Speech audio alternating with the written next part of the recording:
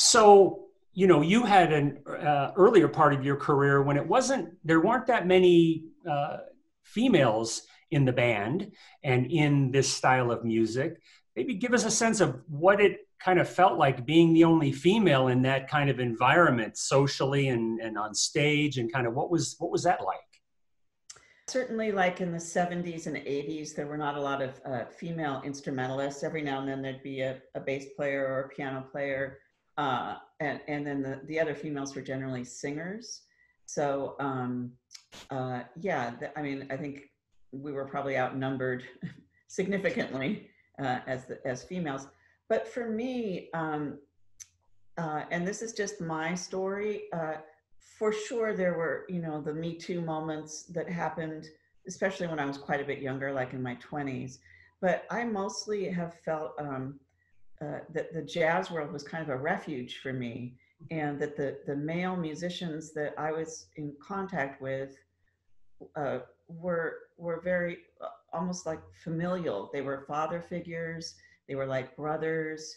Yes, there, you know, I did get involved with some musicians romantically, but mostly I just felt that I was part of the scene.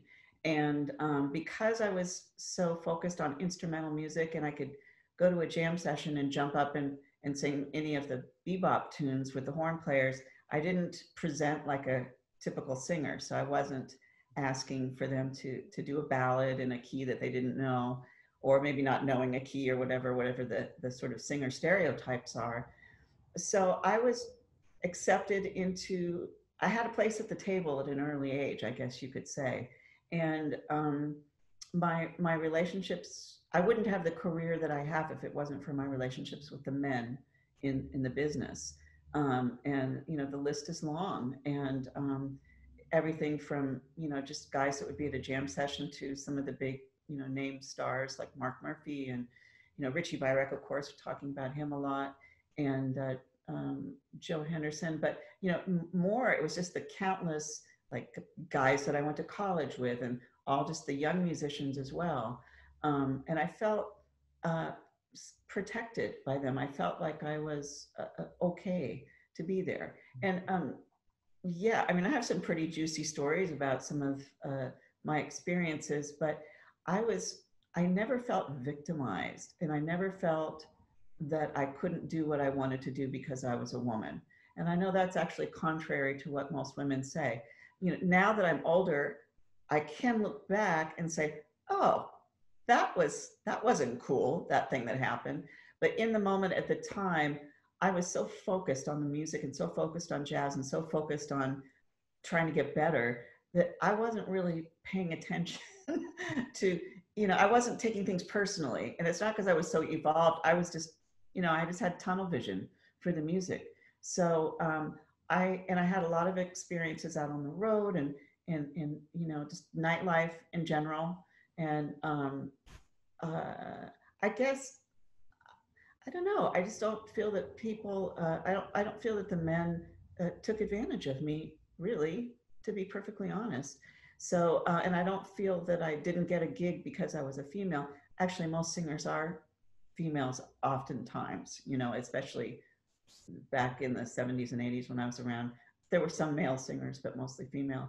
So, you know, that's kind of my story, and it's certainly, I'm not saying that there weren't the sort of Me Too situations that came up, but I sort of, I wasn't damaged by them. Let's say that. I mean, there's some guys that I would say, yeah, they're like, you know, assholes, or they're behaving like an asshole. And I learned that, you know, just because they're a great player doesn't mean that they're a great person.